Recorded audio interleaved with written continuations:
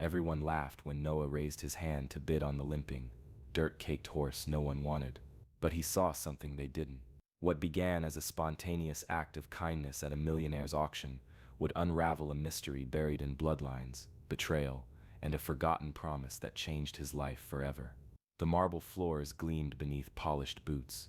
Laughter bounced off crystal chandeliers. This wasn't just an auction, it was a spectacle. Millionaires in designer hats sipped champagne, while prize stallions paraded by, their manes braided, their hooves painted like runway models. The air smelled of perfume and old money, not hay and sweat. Noah didn't belong there. His jeans were dusty, his boots scuffed, and the calluses on his hands didn't fit the room. But curiosity had brought him in, and maybe something else. He stood near the back, half hidden behind a column, watching as a black Arabian fetched $500,000 in applause. The bidding was fast, aggressive, hungry. People weren't buying horses, they were buying status. Then the room shifted. The auctioneer cleared his throat, less showy now. Lot 73, final horse of the day. A handler walked out, a chestnut, with a limp and a matted coat. No saddle, no braid, no polish, just a rope halter and a blank stare. The murmurs began immediately. Is that a joke? Must have come from a meat lot. Looks like it's already half dead. Noah squinted. The horse's frame was angular with neglect, ribs visible, tail knotted with burrs. But it was the eyes that held him. Not wild, not broken, just waiting, like the animal had already accepted something no one else understood. Opening bid at 50, the auctioneer said, voice hopeful. Silence. Chairs shifted. A cough echoed. Someone laughed. Noah didn't know why he raised his hand. Maybe it was instinct. Maybe it was the way the horse never flinched, not even as the crowd sneered. Maybe it was the fact that, in that room full of muscle and money, this was the only creature that didn't pretend to be anything it wasn't. 50, do I hear 60? The auctioneer called, surprised. Still silence. A man in a tailored coat leaned toward Noah. Kid, that horse ain't worth your gas money. Noah didn't answer. He just kept his hand up. The gavel came down. Sold to bidder in the back. Lot 73. A few scattered laughs, a few raised brows. Noah exhaled slowly. As the paperwork was signed, the handler handed over the lead rope, like it weighed nothing. Good luck, he said. More warning than kindness. Noah looked at the horse. The eyes met his, unmoving, unapologetic. You're not done, Noah whispered. The horse flicked an ear, and in that small, almost invisible motion, something passed between them. Not gratitude, not trust, but recognition. Like maybe, just maybe, they'd both been overlooked too long. Noah walked him out of the marble hall into the fading light, where the smell of money faded, and the air smelled like wind again. No one followed, no one watched, but something had already started. The trailer rattled the whole way home, every bump on the old highway echoing like a question Noah couldn't yet answer. The horse, he'd started calling him Chance, stood silent the entire ride. No stomping, no panic, just stillness, like a ghost that had nothing left to fear. Back at the ranch, the sun was already folding into the hills. Dust hung in the air, soft and gold. Noah backed the trailer into the gravel lot behind the barn. No one else was around, just the wind through the dry grass and the low creak of the barn door. As he slid it open, Chance stepped down slow, hesitant, but not scared. Noah led him to an empty stall, its walls worn with time and stories. He filled the trough, tossed in hay, then stood for a while just watching. The horse sniffed the water but didn't drink. His legs trembled under his weight. Each breath was shallow, quiet, like the world still hadn't convinced him it was worth staying for. The next morning, Noah grabbed a sponge, a bucket, and an old bottle of liniment.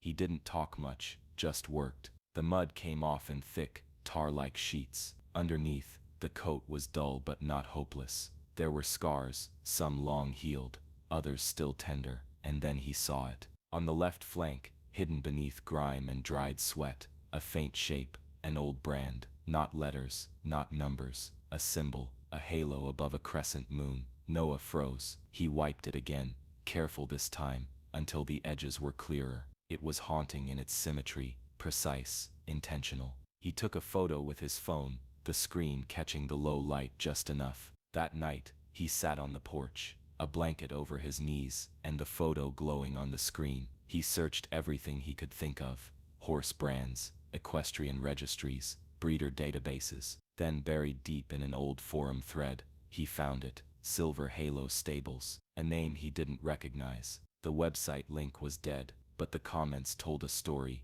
Once famous bloodline, known for endurance and intelligence, burned to the ground 10 years ago. Suspected arson, dozens of horses lost, bloodline presumed extinct. Noah leaned back in the chair. The night had gone quiet, save for the low hum of crickets and a distant owl calling out into the dark. He looked back toward the barn. Chance wasn't some random rescue. He wasn't just a forgotten reject. He was a survivor. And if that brand was real, and the records were right, it meant this horse carried more than scars. He carried a name the world thought was buried in ash. Noah didn't know what it all meant yet, but something inside him stirred, like a lock clicking open. A story long paused, now waiting to be finished, and Chance, standing silent in his stall, blinked slowly, as if he already knew. The drive to his grandfather's place was quiet, the kind of silence that felt heavier the closer he got.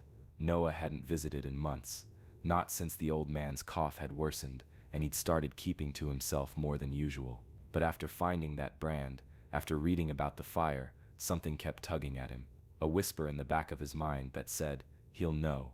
The house sat on a rise, weathered and gray, like it had been exhaled by the land itself. The porch creaked under Noah's boots. He knocked twice and let himself in. His grandfather, Ray, was in the kitchen, hunched over a cup of tea that had gone cold. He looked up, surprised, but didn't smile. His eyes, pale and glassy, flicked to Noah's face, then down to the phone in his hand. "I need to show you something," Noah said quietly. Ray said nothing, just nodded toward the chair across from him. Noah slid the phone across the table. The photo lit up between them. Chance's flank, the brand visible in the late light. Ray's hand stopped mid-reach. He stared, didn't blink. The silence stretched so long it began to ache.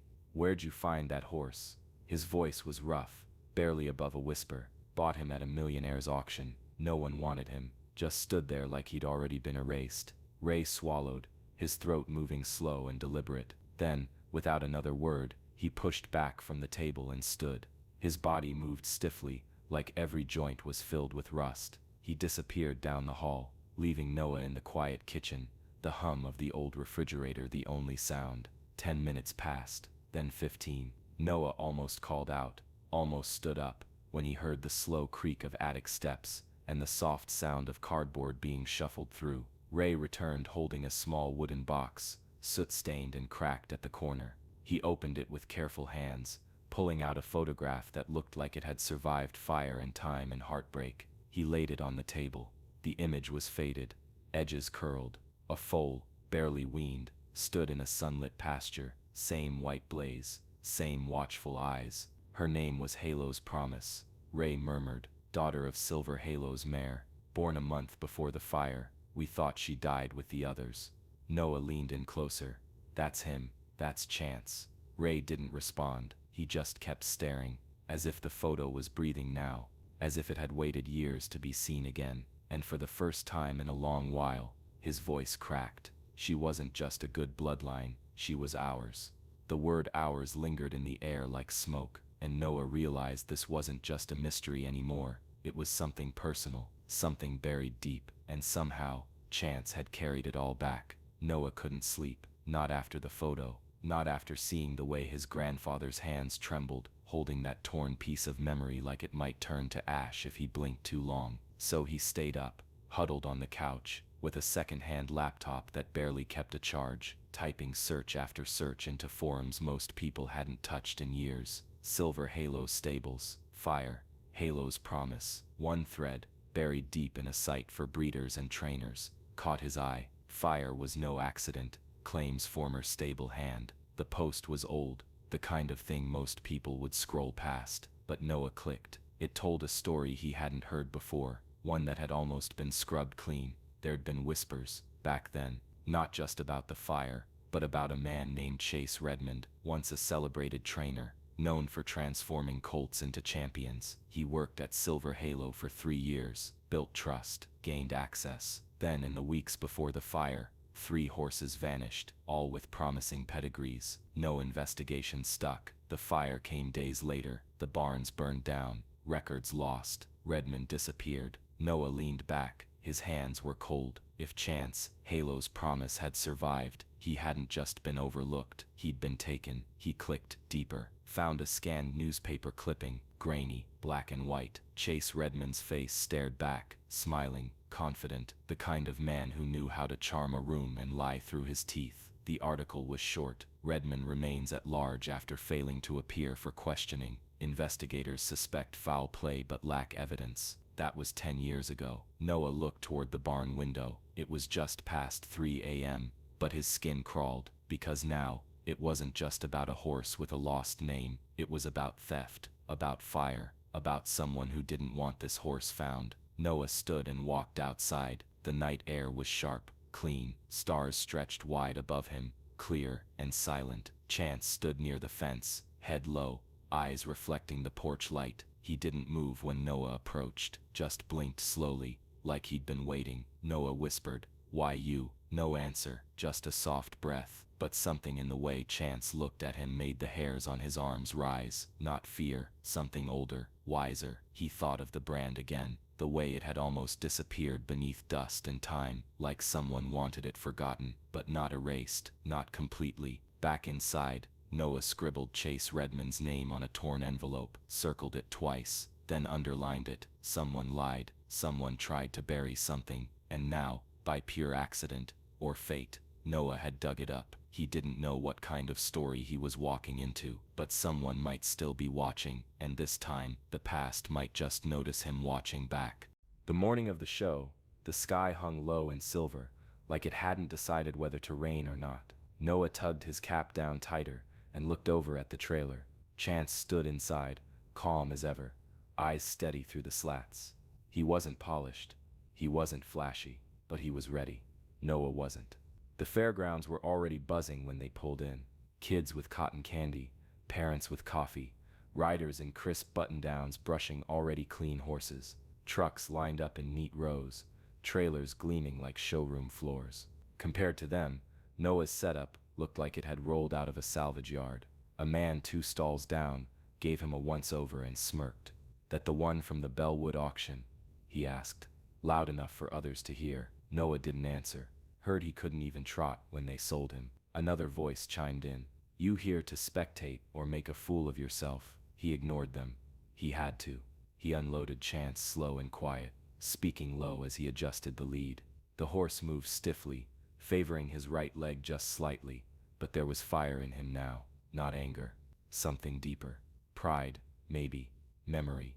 By the time their number was called, Noah's stomach was in knot. The arena was bigger than he expected. Crowds leaned over rails, clipboards in judges' hands, cameras already raised. As they stepped into the ring, the whispers started again. "That's the reject. Looks like he still needs feeding. Poor kid."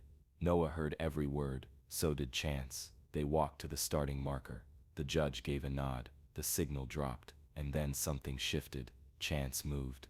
Not perfectly, not like the glossy show ponies before him, but with rhythm, with heart.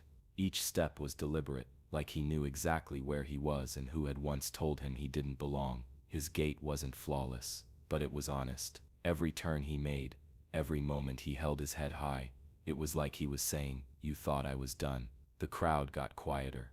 Noah didn't try to control him too tightly. He just guided, trusted, stayed with him, and for a few minutes, they weren't kid and cast off. They were something else. Near the end of the ride, Chance lifted into a smooth lope. It wasn't fast, but it was proud.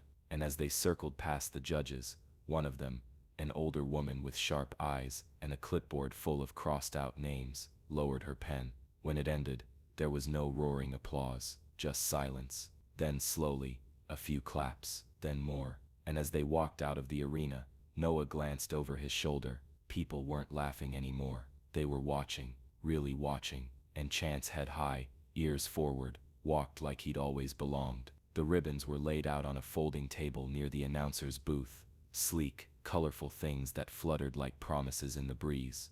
First place went to a gleaming black gelding with perfect lines and a rider who never missed a beat. The crowd clapped politely, pictures were taken. Judges nodded. Noah didn't expect to be called, and he wasn't. They placed fourth. No medal, no trophy, just a name announced into a microphone, and a simple acknowledgement. Entry 47, Chance, written by Noah Harlow. But something else happened. People clapped louder for them than they had for the winner. A little girl near the rail beamed, tugging at her mother's sleeve. "That's the one I told you about," she whispered. "The brown one with the kind eyes." A man with a salt and pepper beard approached as Noah walked Chance toward the trailer. His steps were slow, uncertain, like he was seeing a ghost. "Mind if I?" he asked, nodding toward the horse. Noah gave a small nod. The man reached out, ran a hand down Chance's neck. His fingers lingered near the faint brand. "I trained foals at Silver Halo," he said, voice low. "That blaze, that build, he was one of ours, one of hers." "Halo's promise?" Noah asked. The man's eyes lifted, wet, sharp. "Yeah," he whispered. "We thought she lost the foal in the fire. Papers gone, records lost. We never knew he lived." Noah didn't say much, just rested a hand on Chance's withers. "He made it." The man shook his head in disbelief.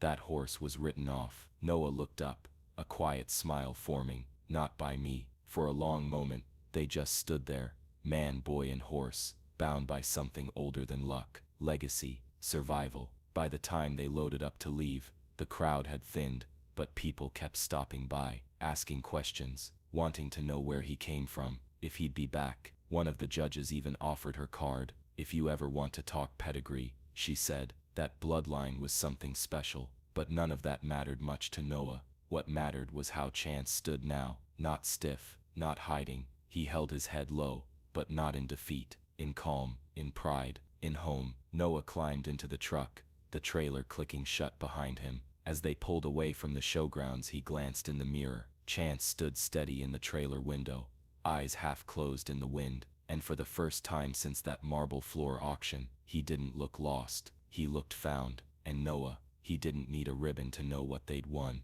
If this story moved you, if you believe in second chances, quiet resilience, and the power of being seen when no one else is looking, share this with someone who needs to hear it. Subscribe and follow for more powerful, soul-stirring stories that remind us sometimes the forgotten aren't just survivors, they're legends in the making.